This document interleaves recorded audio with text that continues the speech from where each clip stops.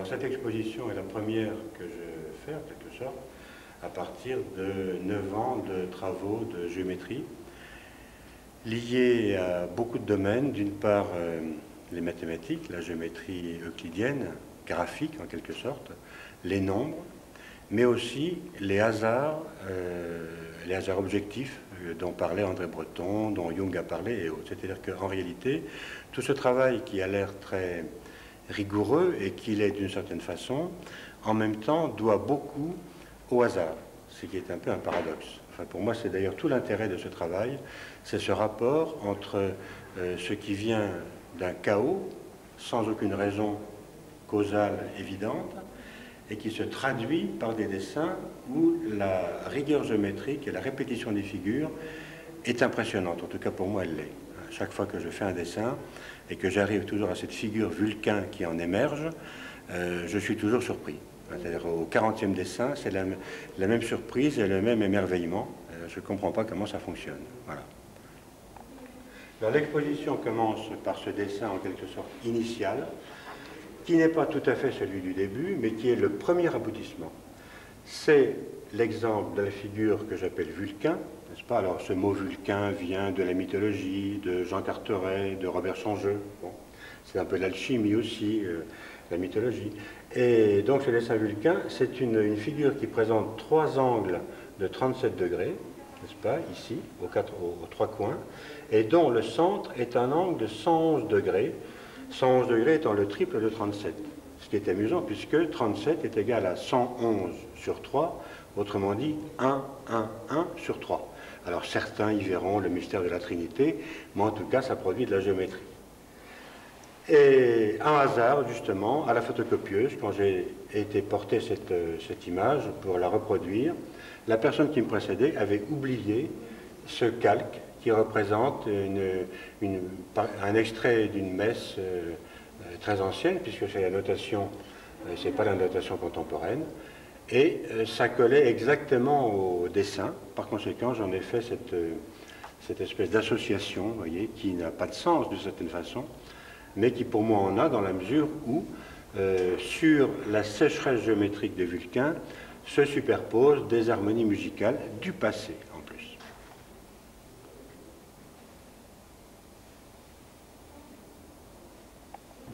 Après un certain nombre d'expérimentations sur la figure Vulcain,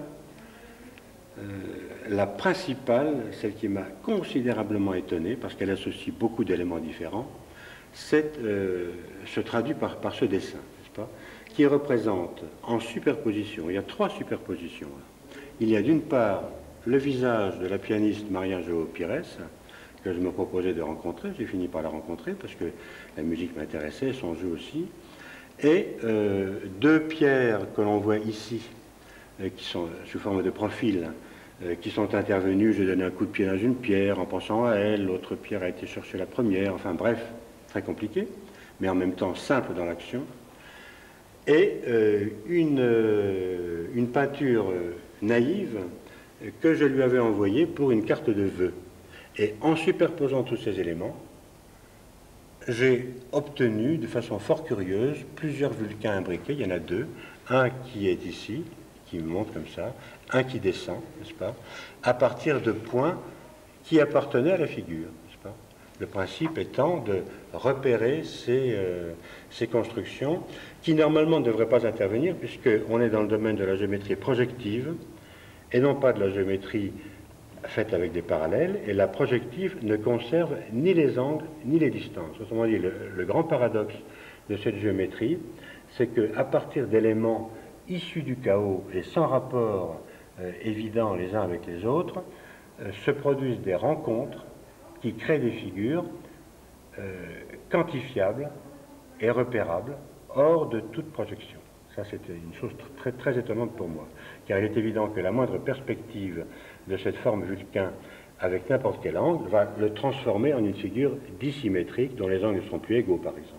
Donc c'est un paradoxe pour moi qui se renouvelle perpétuellement.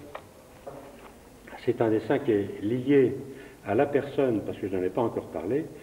Il s'agit de Robert Changeux. Robert Changeux était un très excellent ami que j'ai connu en 1991 et qui malheureusement a disparu après 3 ans d'amitié très très forte et de compréhension mutuelle. Il était astrologue, poète, musicien, et il avait un petit côté prophète. Alors, sans entrer dans les détails, la figure Vulcain résulte de ce qu'il m'a dit un jour. Monsieur Guesting, vous verrez, 37 degrés, c'est l'angle du Vulcain idéal. À l'époque, cette forme Vulcain n'était pas définie pour moi. Simplement, lui dessinait des figures en forme de V, de façon très libre. Et il tenait de Jean Carteret ce mot de Vulcain, qui a parlé d'une planète Vulcain. Enfin, je ne suis pas un expert dans ces domaines. Et alors là, c'était après sa disparition. Son nombre à lui était 18. Moi, il m'avait dit, votre nombre, M. Guesting, c'est 14. Et je courais au restaurant quand je vois des morceaux de pain sur le trottoir, qu'on voit ici. Et par une étrange association d'idées, je me suis dit, il y en a certainement 18. J'ai quand même été prendre mon repas, je suis revenu, je les ai comptés, il y en avait 18. Alors, à partir de là, j'ai été chercher mon appareil photo et j'ai persuadé que j'allais trouver une géométrie dans cette figure. Alors là, c'est le côté surréaliste, profondément surréaliste, un peu comme l'écriture automatique, si vous voulez, mais en toute conscience. Et donc, je suis revenu avec la photo. Ensuite, j'ai pris une procédure très simple. De chaque milieu extrémité des morceaux de pain, j'ai pris le centre. Tous les points rouges ici résultent du centre, n'est-ce pas? C'est-à-dire que quand le morceau est tordu, ben, le point est à l'extérieur du pain. Ici, c'est très caractéristique. Et j'ai commencé à promener l'angle de 37 degrés. Et en très peu de temps, j'ai obtenu cette figure Vulcain. C'est ce qui est quand même assez étonnant, parce que vous donnez un coup de pied dans un seul de ces morceaux de pain, et la figure s'évanouit. C'est là l'étrangeté de ce système. En plus, symboliquement, j'avais donc eu ce ressenti, en quelque sorte, comme André Breton pouvait l'avoir devant un masque africain. Je prends ce masque parce qu'il me concerne. Eh bien, ces morceaux de pain sur un trottoir, quoi de plus banal, mais ils me concernaient, et l'ayant ressenti, j'en obtiens Vulcain. Alors voilà, ici, c'était un dessin encore plus étrange. Il se trouve que Robert Changeux fumait beaucoup, et quand il a disparu, il a disparu d'ailleurs 1 mois après m'avoir dit, Monsieur Guesling, vous verrez, le Vulcain idéal, c'est 37. Il a vu juste l'amorce de ce travail. Et on s'est aperçu que dans son appartement, la moquette était truffée de brûlures de cigarettes. Alors, connaissant le personnage, je me suis dit, il me faut absolument la photographie de cet état, de cartographie, en quelque sorte, de sa passion pour la cigarette. Et donc, j'ai fait la photo, à la même hauteur partout, en rassemblant, enfin, une photo scientifique, pas une photo en perspective. J'ai pris une procédure du même ordre que celle des morceaux de pain pour définir le centre des brûlures, n'est-ce pas? Et j'ai eu la grande surprise, après un extrait, en promenant 37 degrés, de trouver 18 angles de 37 degrés, dont les bissectrices, qui sont donc au nombre de 18, se sont révélées concourantes. C'est-à-dire que vous avez 18 droites de hasard absolu, quoi de plus hasardeux que de laisser tomber un morceau de cigarette en flamme, enfin en flamme rougeoyant qui fait un trou dans la moquette, au fil des années, n'est-ce pas? Eh bien, ces 18 droites concourent en un seul point que l'on voit ici. C'est quand même très curieux. Première droite, deuxième droite, la troisième y passe, la quatrième, la cinquième, la sixième, la septième, la huitième, jusqu'à 18. Quand on arrive à un tel résultat, on se demande vraiment comment fonctionne l'univers. Même sur une toute petite surface, aussi minuscule qu'une moquette d'un studio. J'étais en train de travailler sur un autre dessin à partir du carré de Le Corbusier. Le carré d'où, par certaines constructions, il trouvait le nombre d'or. On voit ce carré ici, n'est-ce pas? Et il y a ici une droite, une droite, une droite, et le triangle de Pythagore qui se trouve ici. Et je m'étais dit, si la figure Vulcain a un sens plus général que figure individuelle, je dois la retrouver, rien qu'en tirant des traits, dans le carré de Le Corbusier. Et je l'ai trouvé en effet, ça fait l'objet d'une autre figure. Et j'avais un calque, un jour, sur ma table. Ce calque s'est promené par hasard, il y en a 2 même calques, qui ont glissé, sur la photographie d'une personne qui s'appelle Sylvie, qui m'avait aidé à faire une exposition précédente sur mes études sur la bicyclette. Et j'ai constaté que les calques étaient en relation avec la géométrie de la photo. Vous avez par exemple ici une droite qui épouse le livre, ici exactement. Ici, celle-ci qui est parallèle à l'autre côté de ce livre. celle-là qui sépare ombre et lumière sur le visage, bref, beaucoup d'autres rencontres, là encore, qui font que la relation m'a semblé évidente. Et j'en ai fait ce dessin qui n'a d'autre intérêt pour moi que de montrer le hasard à l'œuvre, puisque là, ce n'est pas une étude géométrique approfondie. Alors ceci résulte d'une première quadrature du cercle, entre guillemets bien entendu, concernant Vulcain. Il se trouve qu'un ami m'avait dit tu devrais étudier l'énéagramme. L'énéagramme, résulte d'une figure très célèbre en ésotérisme, et même les psychologues américains maintenant s'en servent beaucoup pour l'étude des caractères. On recrute des gens à partir de l'énéagramme. Par conséquent, il n'y a pas que les farfelus utopistes qui s'intéressent à l'énéagramme sur cette terre, ceci dit en passant. Et alors, l'énéagramme, on le voit ici. L'ordre des points, on a ici 1, 4, 2, 8, 5, 7. Et on continue 1, 4, 2, 8, 5, 7. Et il s'inscrit dans le cercle que l'on a divisé en 9 segments égaux, segments circulaires.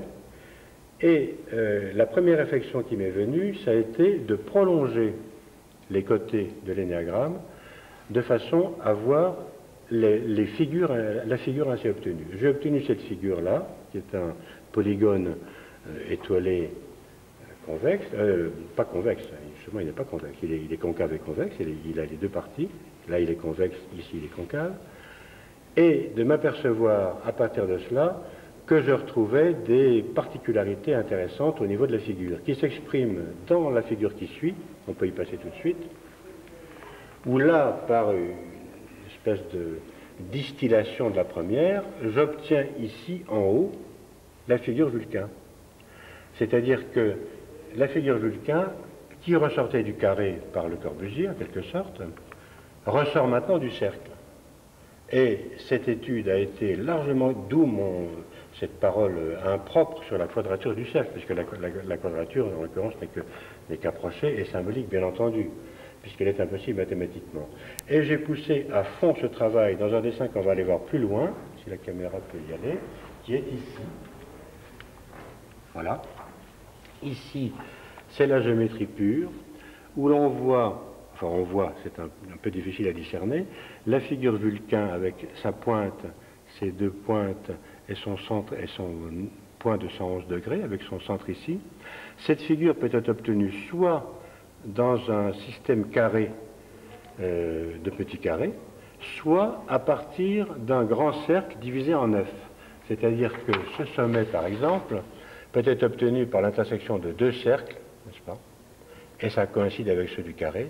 Même celui-ci peut être obtenu par ce grand cercle, voilà, qui s'obtient lui-même à partir... C'est très compliqué, hein, on ne peut pas le voir ici, mais disons que avec un cercle et des composantes circulaires, on trouve les figures Vulcain, et avec un rectangle et ses composantes orthogonales, on trouve les figures Vulcain.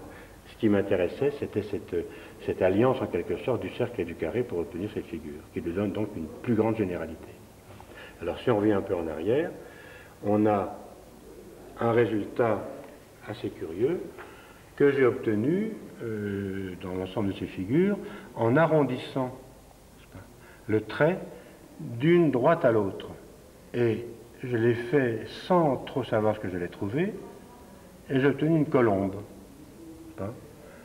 C'est la forme d'une colombe. Étant donné les droites rayonnantes, ça fait la queue de la colombe, et ici le bec, enfin c'est évidemment, là je ne prétends pas du tout avoir démontré que ces figures conduisent à la colombe, mais la rencontre m'a plu.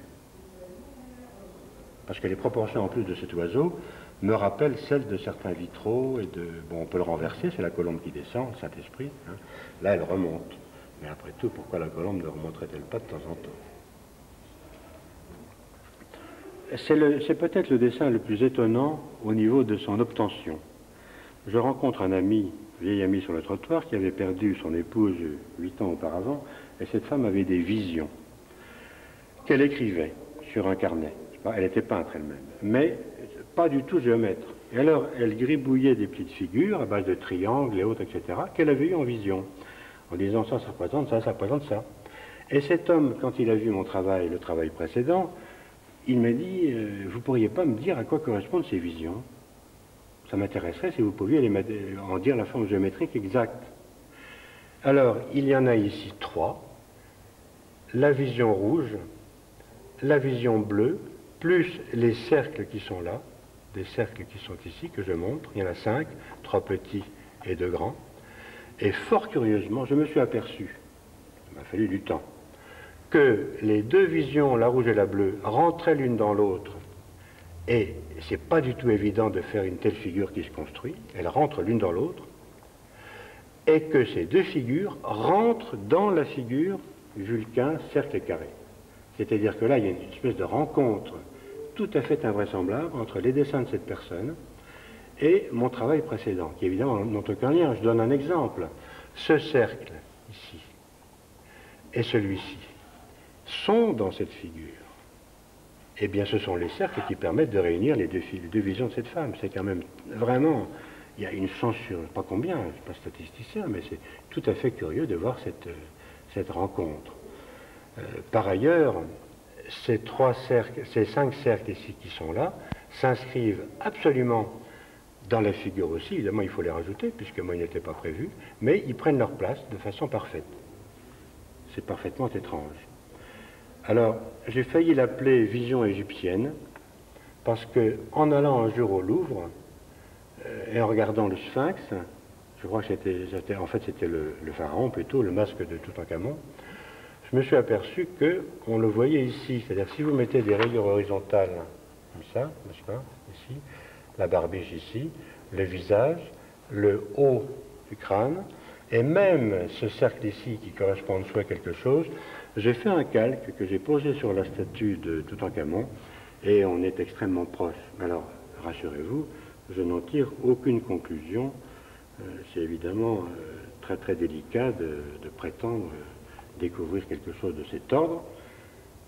On est dans l'onirisme aussi. Ici, c'est la réponse à une interrogation. Quelqu'un m'a dit, qu'est-ce que donne le nombre 12 par rapport à ton histoire? Il y avait 9 avec l'énéagramme, il y avait 4 aussi, 4 et 3 avec Vulcain. Que donne 12 là-dedans? Alors je me suis amusé à superposer la division du cercle en 12. On voit ici tous ces points, n'est-ce pas? Je crois qu'il y en a 12, n'est-ce pas?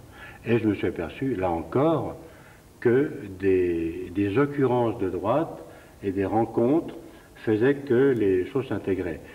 Ce cercle aussi apparaît, j'aime bien ce cercle-là, mais il est normal que dans des figures géométriques, bien entendu, des composantes des différents nombres se conjuguent. Rien de très surprenant, mais quand on le dessine, on a l'impression d'une espèce d'harmonie générale qui unit l'ensemble des nombres, l'ensemble des figures, le cercle, le carré, les angles, etc. Et c'est ça qui m'a intéressé là-dedans, d'autant que le résultat plastique peut intéresser. Un dessin plus récent, qui est issu de la conjoncture suivante. Une de mes relations me dit, j'ai vu dans une revue scientifique 37 atomes de cobalt sur une plaque de cuivre, photographiée au microscope électronique. Alors, comme tu travailles sur le 37, je me suis demandé s'il y avait un rapport. Évidemment, il disait ça un peu, non pas pour se moquer de moi, mais enfin, un petit peu mettre à l'épreuve peut-être. Alors, j'ai pris la photo, je l'ai agrandie. Je me suis aperçu qu'en chaque coin de cette plaque de cuivre, l'angle, quand on prend les tangentes au bord de la plaque, l'angle est 74 degrés, c'est-à-dire 2 fois 37. Une fois, 2 fois, 3 fois. C'est déjà un hasard extraordinaire. D'où le réseau de lignes bleues qui apparaissent. Ce réseau fait participer le cadre avec ce point-là, et de ce point-là, des lignes rouges donnent des alignements tout à fait surprenants. Par exemple, ce point-là et ce point-là sont alignés. Celui-ci, qui était sur une droite bleue, celui-là et celui-là sont alignés. Bref, comme si une structure était présente. Alors dans ces cas-là, il ne faut pas me pousser très loin pour me faire penser Vulcain quelque part. Et je me suis dit, il doit être dans cet angle. Et en effet, il m'a suffi de prendre le symétrique de ce point par rapport à celui-ci, qui préexistait, c'est un des premiers du dessin bleu, pour obtenir celui-là. Et à ce moment-là, tous les points s'organisent par simple jonction, n'est-ce pas? On obtient le centre, ici le point de 111, ici le point de 148. Tout ceci fait directement vulcain sans aucune déformation.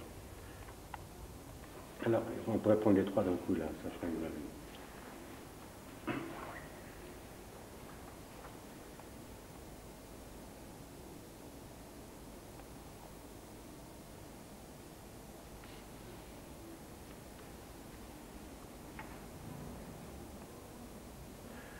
Ces dessins résultent d'études de tableaux de laine Huichol. Les Huichol sont des Indiens du Mexique qui ont une tradition qui remonte, dit-on, à 3000 ans. Il y a beaucoup de chamans chez eux. À une époque, 50 ou 100 ans, je crois qu'il y avait un chaman sur 7 personnes, sur 7 Indiens du Mexique, dans la tribu Huichol. Donc ils ont gardé leur tradition de façon extrêmement forte. Et j'ai rencontré un peintre et un chaman à Paris, Huichol. J'ai pris des photographies de leurs tableaux et un jour je me suis dit, mais regardons ce qui se passe par rapport à la géométrie. Alors je me suis aperçu tout de suite que, notamment sur celui-ci, le premier, c'est le premier que j'ai fait, que d'ailleurs je vais racheter. Ils m'ont dit c'est pour toi, très bien. Hein. Donc j'ai eu le temps de le regarder. Je me suis aperçu que ici il y avait une division en 3 et ici une division en 2, extrêmement nette. Alors, ça m'a rappelé la base rectangulaire de Vulcain. Par conséquent, j'ai ajouté cette case en dessous, n'est-ce pas? Et vous avez ici donc 1, 2, 3. Et là, 2 fois 2, c'est-à-dire 4, n'est-ce pas? C'est 3 sur 4. Et à partir de là, en effet, quand je construis Vulcain, je vais d'ici à là et d'ici à là.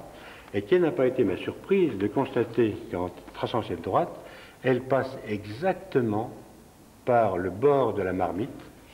Et non seulement elle y passe, mais elle est tangente au tracé extérieur de la marmite. Alors, cette coïncidence est fort curieuse, déjà. Comme si ça avait été fait exprès, mais ça n'a pas été fait exprès. Je leur ai posé la question, non, non, on fait ça avec notre géométrie à nous, bon, très bien. Et de fil en aiguille, en prenant le centre de la Lune, le centre de l'étoile, ce centre-là, s'est construit très facilement la géométrie sur laquelle je travaillais depuis plusieurs années. C'est quand même assez étonnant, je leur ai montré d'ailleurs, ça les a beaucoup intéressés et surpris.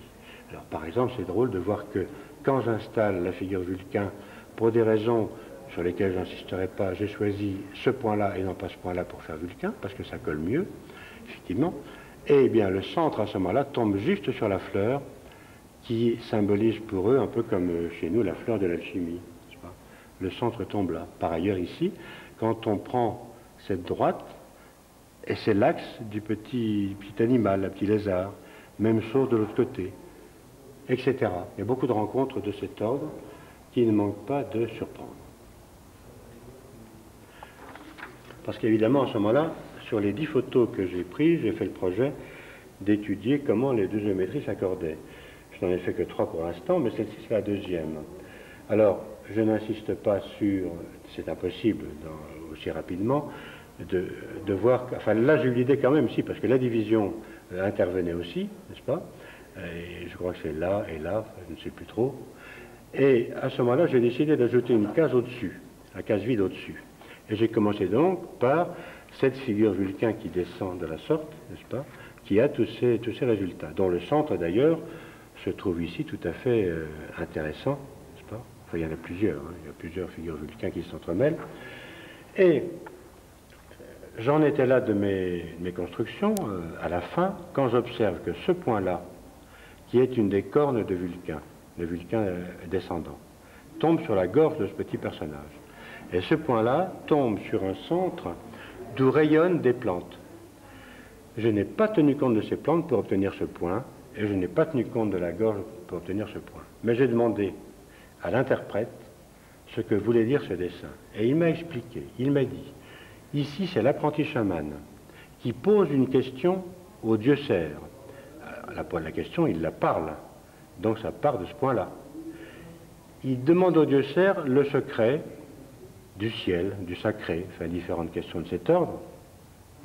Et le dieu cerf lui répond en demandant lui à la plante sacrée. Ça, c'est la plante sacrée, ce que j'ignorais absolument. Autrement dit, question, réponse sont en ces deux points par l'intermédiaire du dieu cerf qui est au centre. Alors là, j'ai trouvé la rencontre symbolique et géométrique absolument extraordinaire.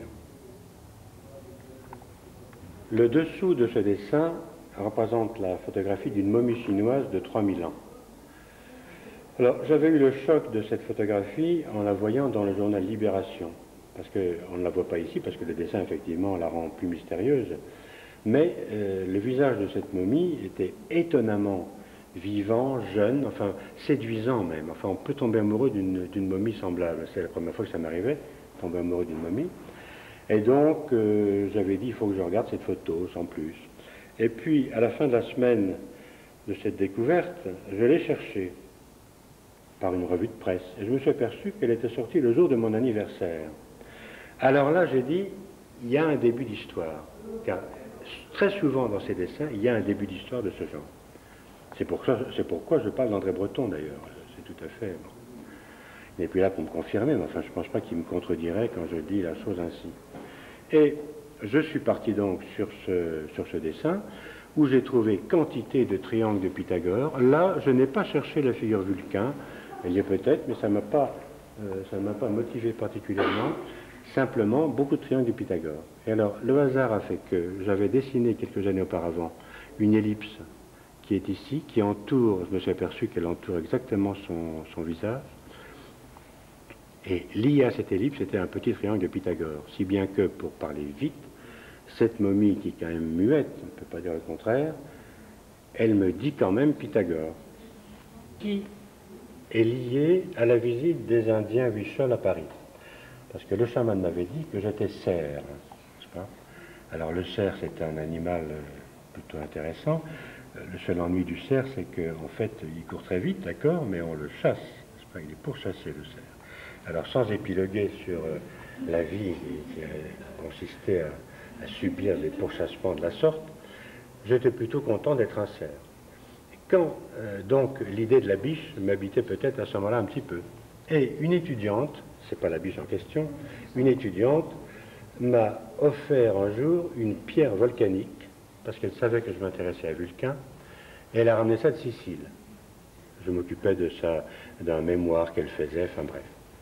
Et puis j'ai mis ça sur mon bureau, et quelques mois plus tard, je la regarde et je dis, mais c'est curieux, on dirait une biche ici, n'est-ce pas? Alors on voit les deux oreilles, le museau, enfin bon, moi j'ai vu ça, on peut voir tout à fait autre chose, on peut même ne pas la voir du tout.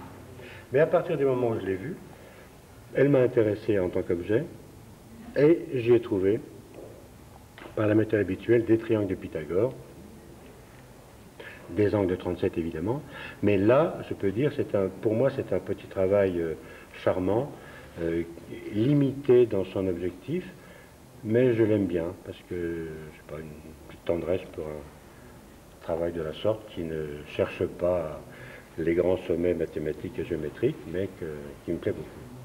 Là, oui, j'en parlerai assez rapidement, c'est vraiment un dessin très caractéristique, sur une bougie fondue. J'ai eu plusieurs exemples de bougies fondues dans une assiette. Je repère des angles, par exemple ici, on voit très bien, je vais vous montrer un petit peu quand même, tac, et là, 37 degrés, n'est-ce pas? Il y en a d'autres, différents autres, et de fil en aiguille, après un premier niveau de 37 degrés, où l'image support intervient, c'est en bleu, un deuxième niveau en rouge, où cette fois l'image n'intervient plus, mais seulement les traces de 37 dessus, et un troisième niveau qui est l'obtention de Vulcain. C'est-à-dire que le premier niveau est totalement subjectif mais rigoureux, puisque c'est moi qui fais les choix des 37 degrés initiaux. Il y en a peut-être d'autres, une autre personne trouverait d'autres, etc. Mais le deuxième niveau, lui, dès le niveau rouge, il est totalement mathématique, puisque la figure a disparu. Je ne fais plus que joindre les points obtenus par la première méthode. Quant au troisième, c'est la quintessence de la deuxième figure, où je trouve Vulcain. C'est-à-dire que les points, ils sont comme par miracle. Par exemple ici, il y a un point qui appartient au premier niveau, qui est ce point bleu, Il y en a un autre qui appartient aussi au premier niveau, qui est ce point bleu, évidemment l'angle de 37.